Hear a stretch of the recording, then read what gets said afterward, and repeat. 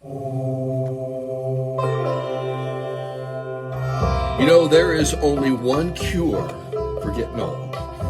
That's dying. Dying. Getting old is what happens if you don't die. And for those getting old, there are also those who aren't just getting old, but growing old. And what I've learned in the last 10 years, I'm 72 now, and had a crap load of surgeries, and, I'm hobbling around half the time. But what I've learned is there's a big difference between getting old and growing old. Now, I'm an old Castaneda guy, so, I have to go to the four enemies. The four great enemies within that philosophical genre of Castaneda are fear, clarity, power, and old age. And this final enemy, old age, it's the cruelest. And it's this resistance we have to give to the temptation to just rest, to stay personally engaged in life is what this last enemy is all about. And it's interesting because my dad and I had a lot of differences, but he saw something early in life. He went to a retirement home after my mom died because she had the house was haunted and he didn't like just roaming around by himself. And the first thing he did when he got into the retirement community, it was a big one, man. It was a high rise. They had a mayor, of which he got elected a couple times. But he learned computers. He also ended up on the cover of the national magazine called Retirement. And one of the things he said that he learned there is most people, they just want to come and sit and die. He says, I took an Alzheimer's class. It was only 3 or 4 hours. And so every day I go up and I spend some time on the Alzheimer's floor and meet the people and just see how they're doing. And then he said, what the heck, we're all here. This is our last stop, right? So he took the hospice class. It was an 8-hour class. It was over 2 days. And he goes every day up to the hospice floor. And he would help people. He said, we're all dying. And in the end, he had hospice care. And what he learned is when someone new came in, he'd talk to him. He was very social. And he would ask them, he says, hey, how about you participating in these? And most didn't want to. He said most people who came there, they got all dressed up. They went to breakfast, then they sat in the lobby. Then they ate lunch and they sat in the lobby. They socialized and then they died. Most of those people last 6 to 12 months. My dad was there over 20 years. And I have to say, I really respect his growing old.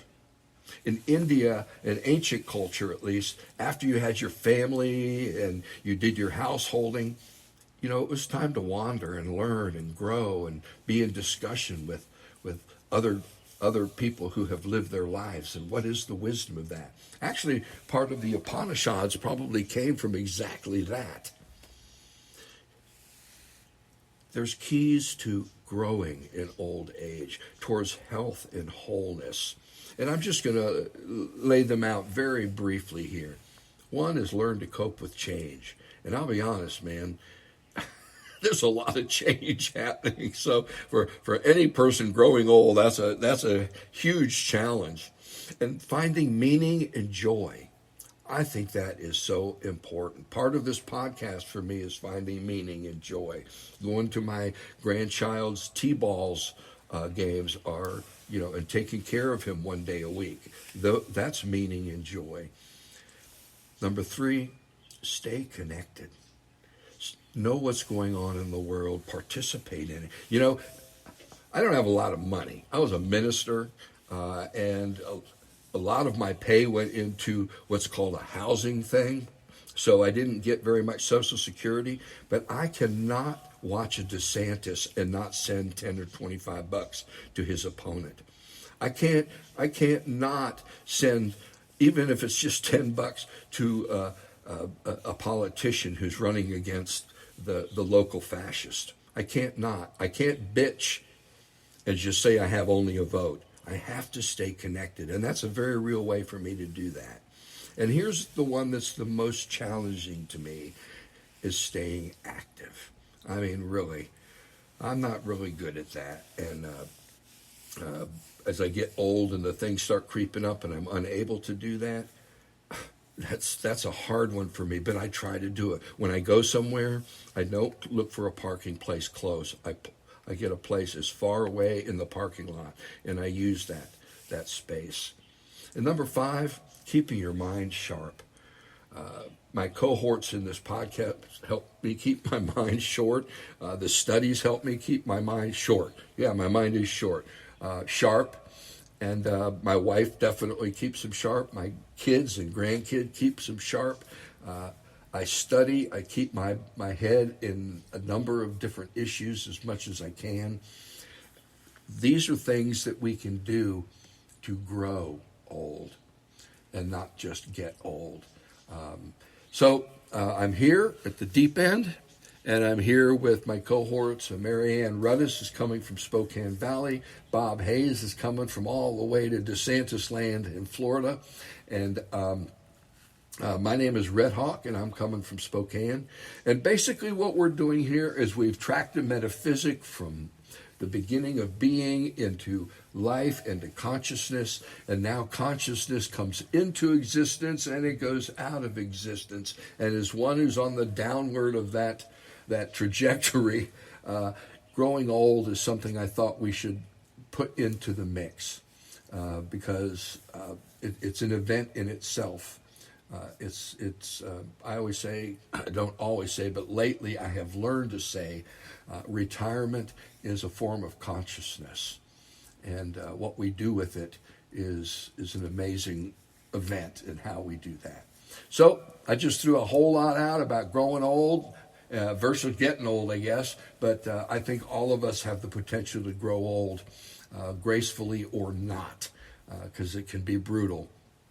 So, Bob, you got a couple years on me, so I'll let you begin. Well, of course, as you started out saying, the alternative to getting old is not being here at all. So it's hard to argue against that.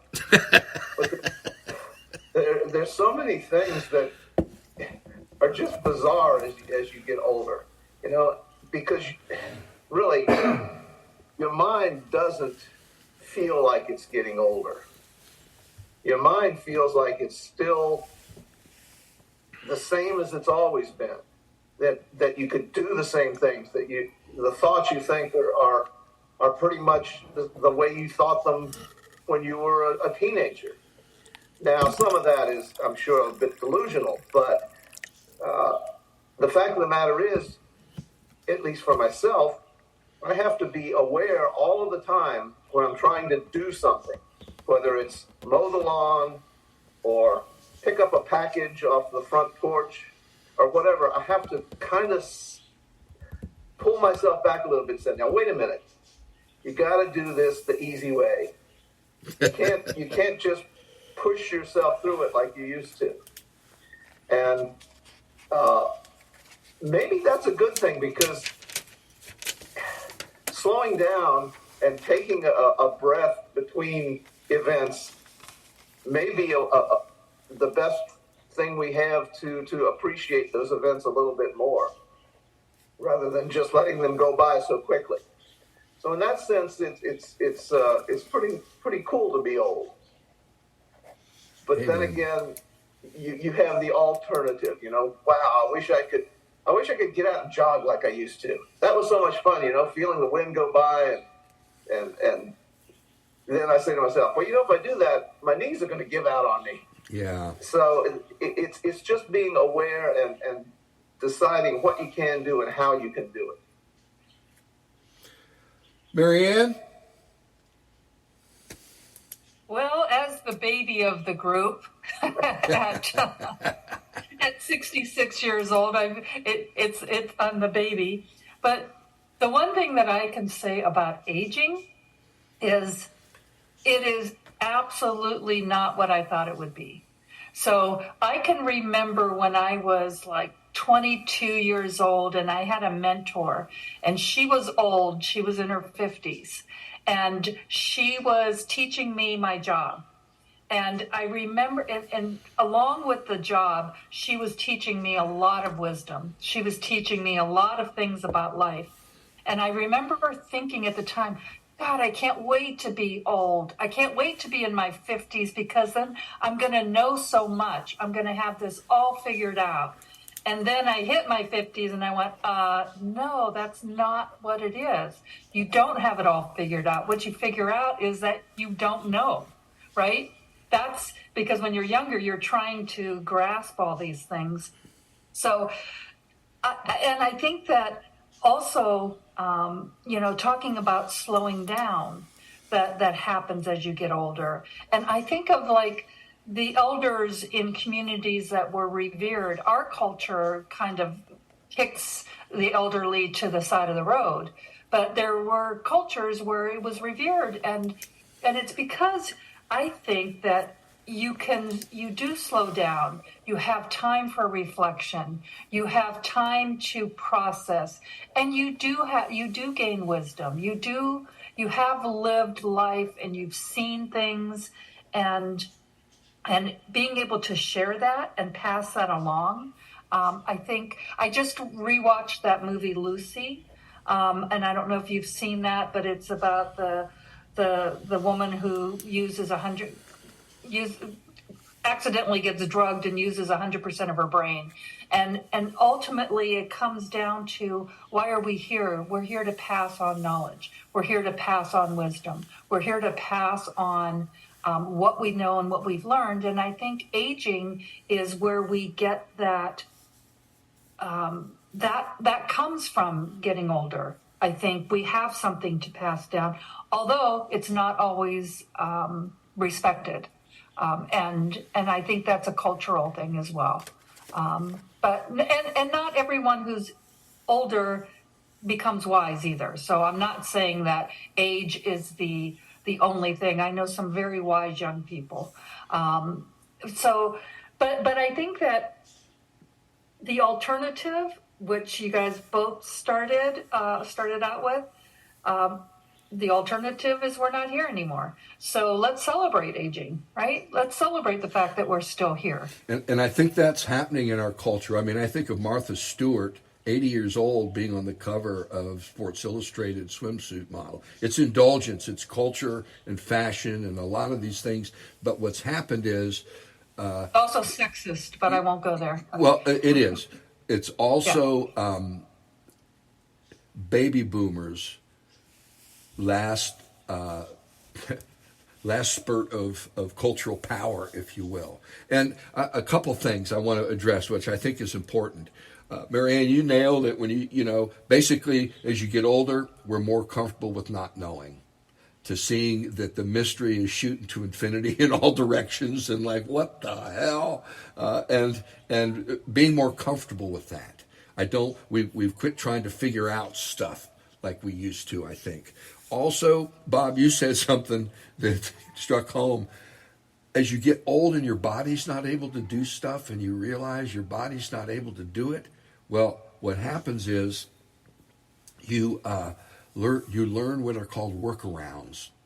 And this is a very creative thing, to learn to do new ways, find new ways of doing simple tasks, putting on a pair of pants, putting on socks. That was a whole, there's whole apparati they have to help you put on your socks. I learned when I got knee surgery and hip surgery. I think also another thing I want to say, as our bodies slow down, time speeds up. And we've addressed this in previous podcasts, but when you're 2 minutes old, a minute is half your life. An hour, when you're 2 hours old, an hour is half your life. Every hour gets smaller because perception and time are relative, and we begin to compress it. Think about when you were a kid. You could go out and have a couple adventures a day, and then it was maybe an adventure a week, and then pretty soon you got older, and you maybe got to go on vacation, had an adventure a year with your family, and now I don't want any more adventures. So, Oh, every day is an adventure. well, yeah, thank you, Marianne. I think that's a good way of saying it. And here's what I want to pop a few myth bubbles, lies about it. That, although we are more susceptible to colds, our immune systems are messing up. The fact is, aging does not mean disability. I'm doing more stuff at one point in my life than I did when I had all my faculties about me. Also, a myth, memory loss is not part of aging. It's no more than any other time. So I want to say that's part of the myth. And the third myth I want to pop is you can't teach an old dog new tricks. I know that's crap because I can't play guitar like I used to. Matter of fact, I can barely play at all. So I had to switch to keyboards, and I'm learning stuff. I'm going, son of a bitch, I should have known this. Why? I've been doing music for 50 years. Why don't I know this stuff? This old dog's learning some new tricks.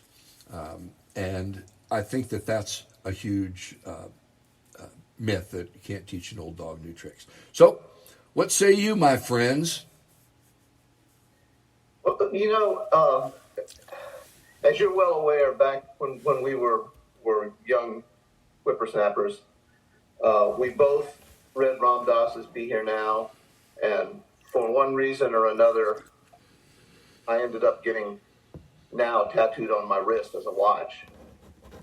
And it's reminded me ever since then to be in the moment. And now that I'm old, I just feel that I'm in, this is my moment. This is the moment I'm in. And there's nothing wrong with it. There's nothing great about it other than, as we said, I'm still here. But I'm comfortable in this moment as I was comfortable in the moments when I was 30. Maybe I'm more comfortable now because I have less to worry about. My family is grown and all of that kind of stuff. So in that sense, growing old is just where you are at that particular time of your life. And may as well make the best of it. That's your moment. Well, it sounds like that you are making the best of it. I mean, and that's what a wonderful place to be able to be at, to be able to say, this is it. And you accept all those changes, the physical changes. But, I think there's a distinction between our physical and our mental. And if we can keep our mental going, then we, like you talked about, Red Hawk, you can learn workarounds with the physical. We can always adapt if our will is there. And the idea of change and being able to roll with the changes, there are a lot of changes happening right now. And there are a lot of changes that have been happening. And if you can't roll with that, I think you used growing old and getting old. And in the very beginning, and to me, I kind of think of getting old is where you're not adapting to any change. You're an old dog and you don't want to learn any new tricks. And so, but when you're growing old, you're growing into something, and you're growing into who you are, and it's a culmination of all these things that have happened in our lives, and. But there's also, we're not dead, and there's still newness. There's still newness coming. There's still brand new adventures. There's still things to learn or things to pass on. So, yeah. Well, and I think, something about, we are not taught well about the stages of life, in my mind, especially when we're young. And Bob, you and I were fortunate enough to find Ernest Becker, and we did a whole thing on denial of death, and that whole thing. Mark Twain said, someone said, "Are you afraid of dying?" And he goes, "I wasn't here for billions of years." and I didn't feel anything. So I'm not really worried about not being here for billions of years. And I thought that I like that, but also I like the idea of coming out of the world and into life and returning to that. It's almost like out of the pond and into the pond. Sometimes I think of life as like a flying fish. We jump out of the ocean of non-specificity, and we learn that, oh, here I am, I, and then we move back into the sea. And that's a delightful thought for me. And to me, the mystery and the sea are so connected that to stay engaged in the mystery, and that's not figuring it out. That's just keeping your mind and body open so that your spectrum keeps getting higher and deeper and wider and wider. And I think that that's the best we can do. It's expansion. It's expansion of the self to include more and more of what is going around us, that we might find compassion for it. At least in my mind, in my Dharma, that's what it looks like to me. And I think that old age does have an enemy, and I've seen it because as a pastor, I've gone into a lot of different nursing homes, retirement homes, and snake pits that just smelt like piss and people crying and screaming. And it hurts really bad. That loneliness, that's why we need Meals on Wheels. That's why we need these small programs that touch people living alone in their homes. As my dad said, I had to get out of that house. One, it was big, but two, my mom was all over it. And he needed to start a new life. And the fact that he lived another 20-some years, when most people go there, then 6 to 18 months, I think is what he said. It's kind of an amazing thing. And we all want to live long, and we don't want to suffer. But I think if we think about learning to cope with change, finding ways of meaning and joy, staying connected, staying active, and keeping one's mind sharp, I think that constitutes growing old and not getting old. I'm still working on that staying active thing. Well, I think you really nailed it with the idea that we don't want to suffer. And if we equate getting old with suffering, then I don't know that everyone wants to get old, right? But I think if we can shift that, and I think you've done a really good job of laying that out, shift that from old age doesn't equate to suffering. And that even if you are infirm, even if you do have physical things that you need to deal with that you never had to deal with before, I think that the ideas that I think if we value each other and we value people, and I love that you mentioned the Meals on Wheels. I mean, it's a valuing of a set of our society that sometimes gets overlooked. And I think that's the whole community piece where we bring that back in and we bring that out of the shadows. We're going to have a more just world. We're going to have a better world. So, well, yeah. I pray. And I think one of the things that's important to all this is community. It's very important. I'm probably going to go first, but I think if Edie went first, Jesus Christ, I'd be like Bob Newhart in Big Bang. By 9:30 at night, I'm already woken up and I'm wandering aimlessly through the house. So making friends, being part of community, having issues that I'm passionately connected to, I think those are really important. And I'll be honest, Edie teaches me that. Edie's my wife, and she's still so connected. She's on another Zoom upstairs right now with some community group. But it grounds me because I need to be grounded, but I'm sometimes unable to do that by myself. So this whole concept of growing old versus getting old, I do think it can be an extremely creative time. It can be an extremely growing time. The books I read, I'm not reading them for an intent. I'm reading them for me. And it's a very different way of growing in the world. One that I will say is painful for me, but it's not suffering. And there's a big difference between pain and suffering in my mind. And maybe it's just smoking a little dope. I don't know. But sometimes I think it's that meaning and joy piece over and over that keeps coming into play, and how we lasso that and make it part of us.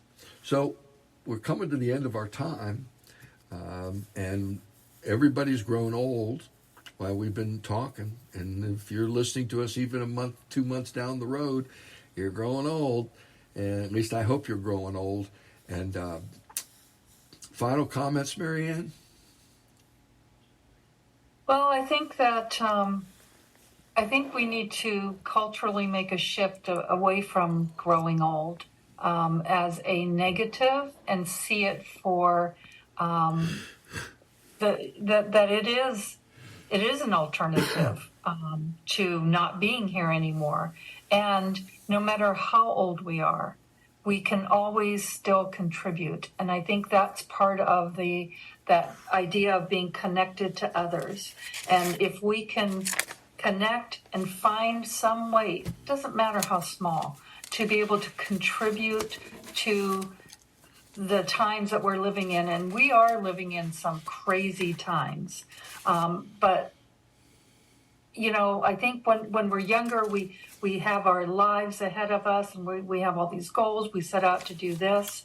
And I think as we get older, we're able to let go of all of that and be able to bring ourselves back to, what are we here for in the first place? And each one of us has to find that on our own. And I think that listen to your elders, by the way. That will be my closing comment, because there is much wisdom. Amen. Bob? I want to twist things around just as a second here. One of the things that I think growing old is a danger in it, and that is if you fear death. I don't mean you should go and embrace it and try and die, but the idea that it's something that you need to escape from, I think is not a good way to look at it. I had an odd thought the other day. You were talking about coming out of the sea and going back into the sea, and this is an optimistic thought. I don't know if it's real or not, but I was thinking there's 7 billion people experiencing consciousness. When I die, am I going to be able to experience some of those 7 billion people's consciousness? That seemed to me to be a really, really cool thing. And again, I'm not going to try and get there too soon, but I think if we can look at optimistic ways of moving through our life toward its end, then maybe that's, that and living in the moment that we're in are kind of healthy ways to deal with it. Amen. And I think that that's a huge part. That's actually another dozen shows to talk about death. That's for darn sure. So, something's been bothering me. And it started bothering me long ago. I wrote a song called Between the Evil and the Damned. And it bothers me even more. And that's that, we do things to ourselves, and there was this huge gap between our doing something to ourselves and experiencing that which we did to ourselves. And I'm talking environmental, I'm talking disease, I'm talking a whole lot of stuff. But these loops, these feedback loops, we now have very, very accurate feedback loops to see how we've soiled our nest, how we have soiled our thinking. I mean, I think about that. And the word that keeps coming to mind is toxic. There's something toxic. And it's not just in what we've done to the earth. It's what we've done to our souls. It's what we've done to the way we think. As Einstein said, everything's changed but the way we think. And if we don't get our thinking caught up to what's going on, well, maybe we don't have to. Maybe that's what artificial intelligence is about. I don't know.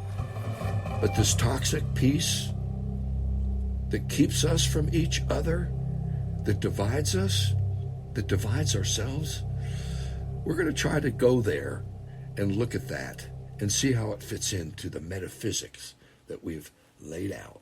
My friends, God's peace, and in all things, may the one be all over you.